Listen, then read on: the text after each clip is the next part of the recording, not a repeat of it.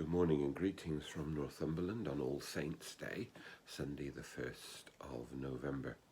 It's just before sunrise and Storm Aiden is blowing, as they say, a hoolie outside.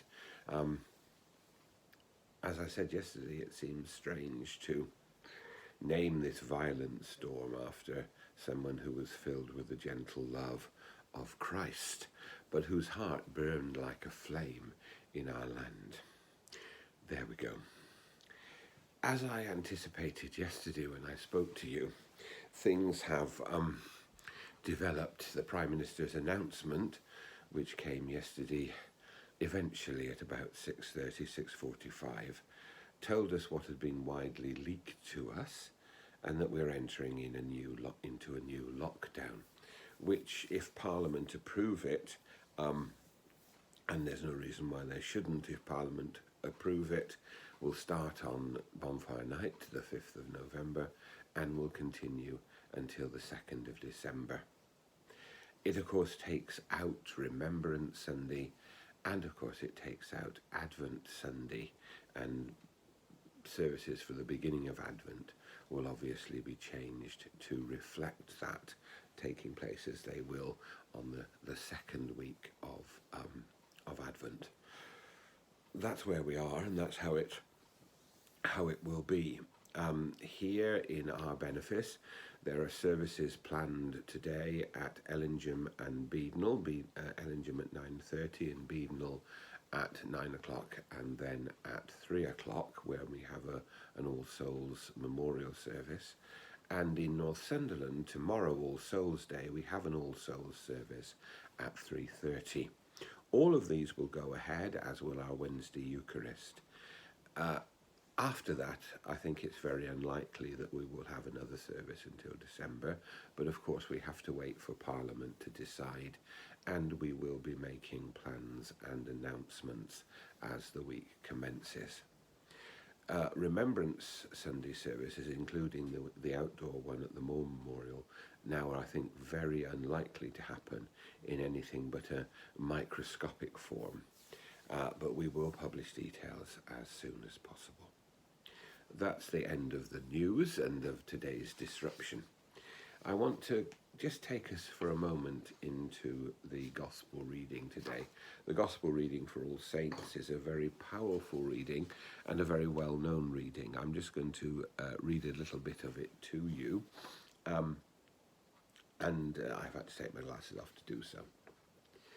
When Jesus saw the crowds, he went up the mountain, and after he sat down, the disciples came to him, and he began to speak and taught them, saying, "Blessed are the poor in spirit, for theirs is the kingdom of heaven. Blessed are those who mourn, they will be comforted. Blessed are the meek, they will inherit the earth. Blessed are those who hunger and thirst for righteousness, they will be filled. Blessed are the merciful, for they will receive mercy. Blessed are the pure in heart, for they will see God. Blessed are the peacemakers, they will be called the children of God. Blessed are those who are persecuted for righteousness' sake, for theirs is the kingdom of heaven. Blessed are you when people revile you and persecute you, and utter all kinds of evil against you falsely on my account. Rejoice and be glad, for your reward is great in heaven. For in the same way they persecuted the prophets who were before you." The Beatitudes, the beginning of the Sermon on the Mount, is one of the famous passages of the New Testament. But they talk to us about the nature of the church and the nature of Christian people.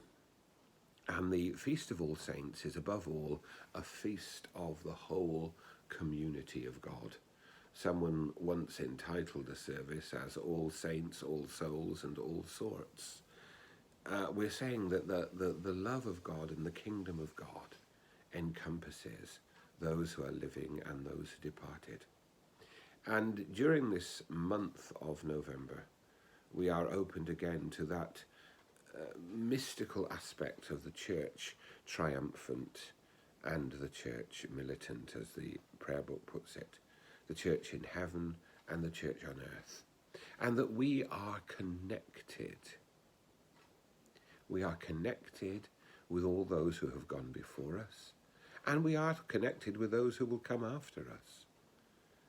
We are all part of that great household. We are knit together by the love of God.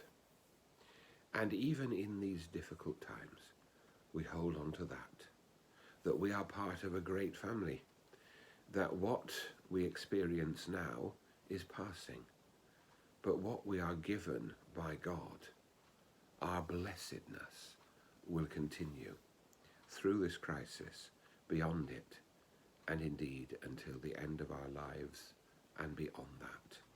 We are blessed because God calls us and blesses us. May he bless us today.